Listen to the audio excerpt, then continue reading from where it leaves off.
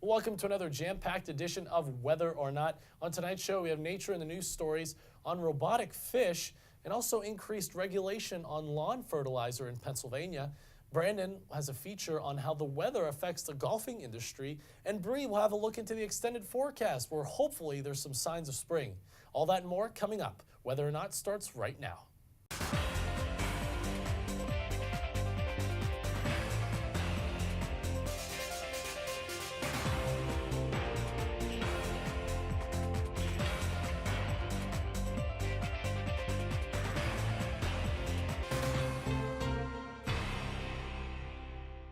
Hello and welcome to this edition of Whether or Not. I'm your host, Juklo. And I'm your forecaster, Bree Guy. So Bree, we were dealing with the snow this week. Some places got a lot of it. Now we're dealing with the cold. Is there any hope for spring in the not too distant future? Yes, very soon actually, starting next week, we should be warming up some, which has been long anticipated after this winter. Yes, that makes me very happy. So we'll see the details in her extended forecast a little bit later on, but for now we'll start it off with Nature in the News.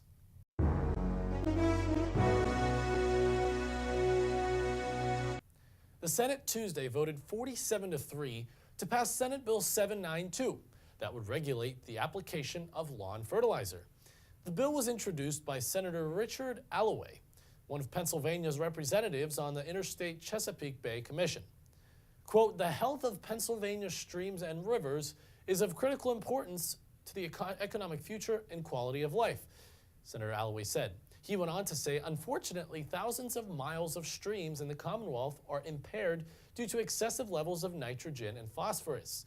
Excessive levels of these nutrients are also significant contributors to the impairment of the Chesapeake Bay, whose watershed covers 50% of the state. For decades, Pennsylvania's farmers have led the way to implement erosion and sedimentation controls, nutrient management plans, and other best management practices on farms. More recently, wastewater treatment plants have begun to implement upgrades to reduce nitrogen and phosphorus emissions.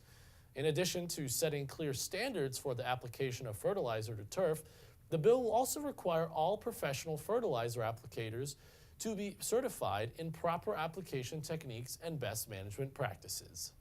Revealed just today was Sophie, not a girl, but a robotic fish. Scientists at the Massachusetts Institute of Technology and the Computer Science and Artificial Intelligence Lab were able to let Sophie test the waters recently in Fiji.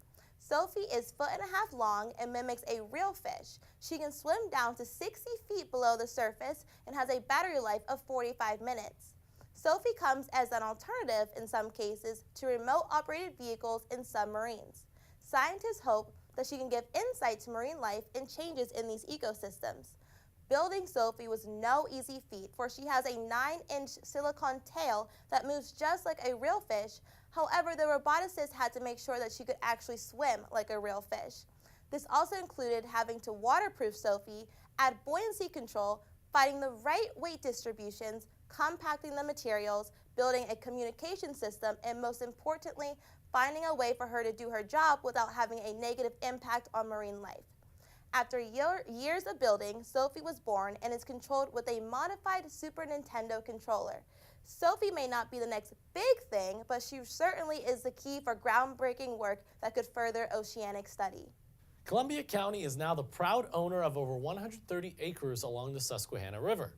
The Montour Township property was donated to the county by the estate of Vera Grove Rochelle. Vera Grove Rochelle passed away in 2009. Her wish to preserve her land in the way, quote, the Indians would have inhabited the lands was a two-step process. The estate first donated a conservation easement to the North Central Pennsylvania Conservancy and then donated title to the property to the county. Vera Grove Rochelle studied in London and spent time in Europe, but her heart was always in central Pennsylvania. She and her husband lived most of their lives here and enjoyed living near the Susquehanna River and watching the landscape change with the seasons. Commissioner David M. Kovach said, "The trail won't just link communities, but it will increase recreational options for residents of Columbia County, provide economic benefits to businesses in the county, and connect people to the history of the Susquehanna River and historic North Branch Canal." For more information on the programs, initiatives, and upcoming events, visit the North Central Pennsylvania Conservancy website. The spring equinox was on Tuesday, March 20th at 12:15 p.m. While anticipation for sunny days ahead is very exciting, you may have some questions as to why spring begins on an equinox, however summer begins on a solstice. Interestingly, even though the entire day is spring on our calendars, because the equinox begins around noon, the morning will still be winter while the rest of the day will be spring. The reason behind this is that our calendar is man-made. However, the world around us has something a little different in mind. During the equinox, the tilt of the earth is basically perfectly perpendicular relative to the sun, and both the northern hemisphere and southern hemisphere receive the same amount of sunlight. This is called an equinox. It is meant to be a transition as we understand the seasons. A solstice occurs when the sun reaches its most northern or southern points on the earth. For the northern hemisphere, summer begins when the sun hits that northerly spot, and winter begins when the sun hits the southerly spot. The equinox and solstice is based on the astronomical calendar. However, with climate change on the rise, the importance of this may change as scientists are continuing to analyze these patterns.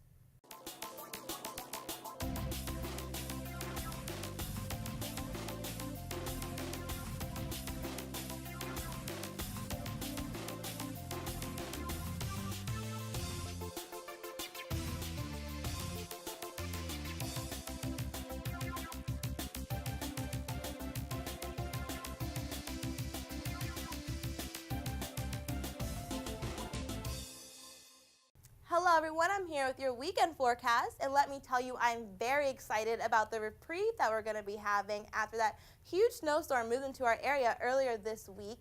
On Friday we're going to have much more drier conditions. It will be chilly, however, with temperatures slightly below seasonal averages. To the west of us though, they are experiencing a mixture of snow and rain, and I'm happy that that will not be impacting our area. This high pressure system is going to be moving in from the south of us, and it will be impacting us throughout the weekend. You can see now it is now in our vicinity. On Saturday, we're going to have mostly sunny conditions, and you can see out to the west of us that rain mixture turned into strictly rain, and that low pressure system is dying off. We are going to stay in mostly sunny conditions on Sunday. We're going to have mild conditions. This high pressure system has now moved to the north of us.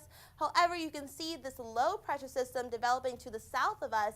It's going to be impacting us later on next week. However, for now, we should not have to worry about it.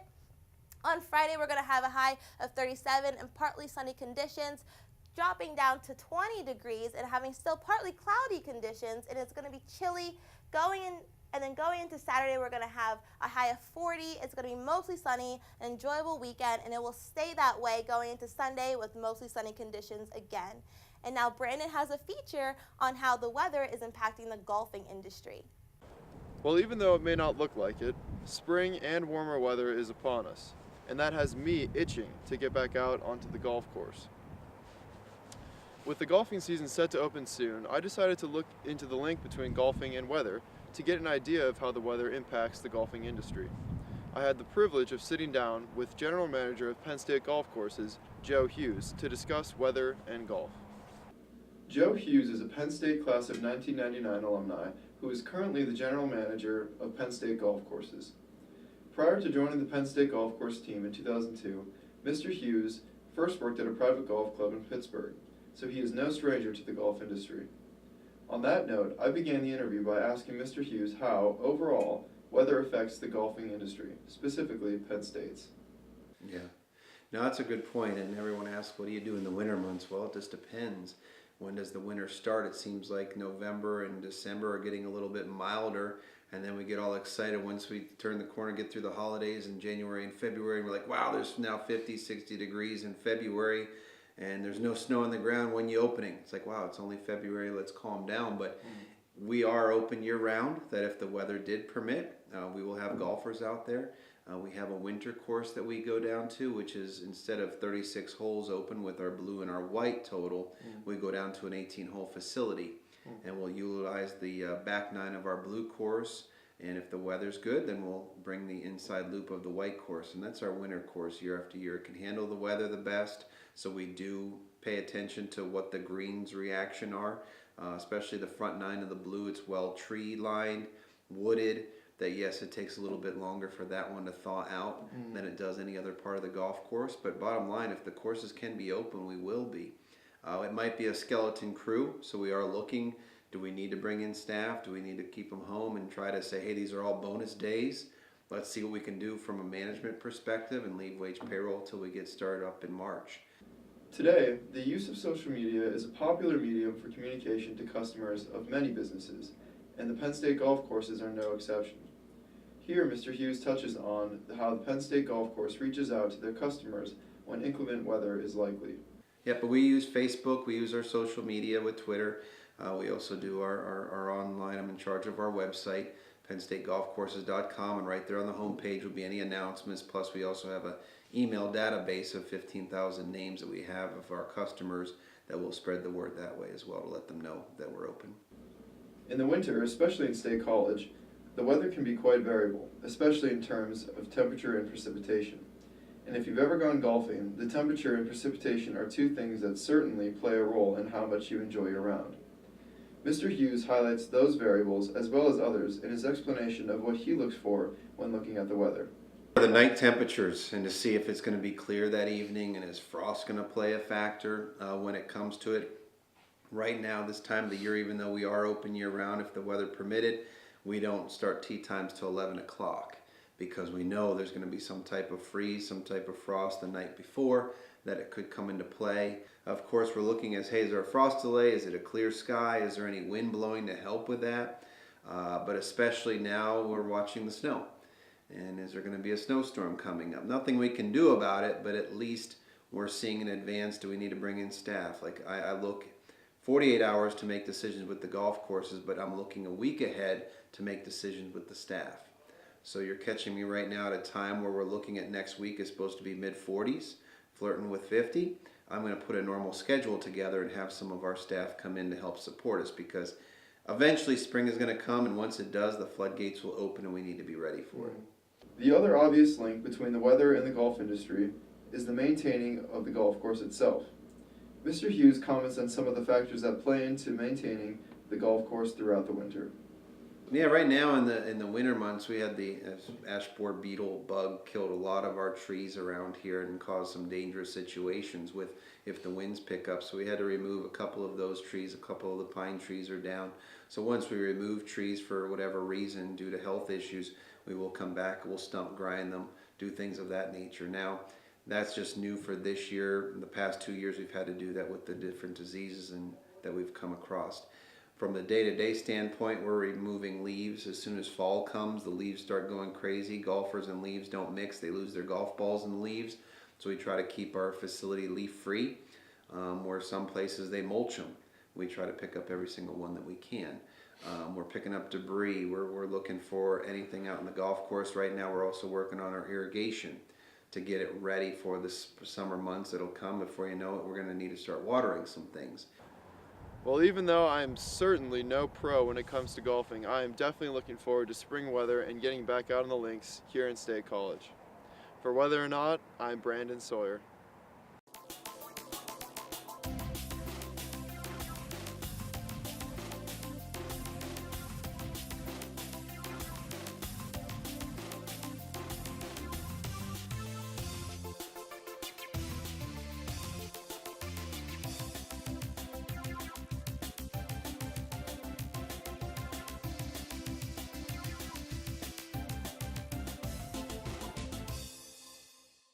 Hello everyone, I'm back with your extended forecast and I'm excited to announce that spring is on the rise starting earlier next week. But first, looking back at the weekend recap, we're going to have cooler conditions on Friday. However, temperatures will rise throughout the weekend with mostly sunny conditions on Saturday and Sunday.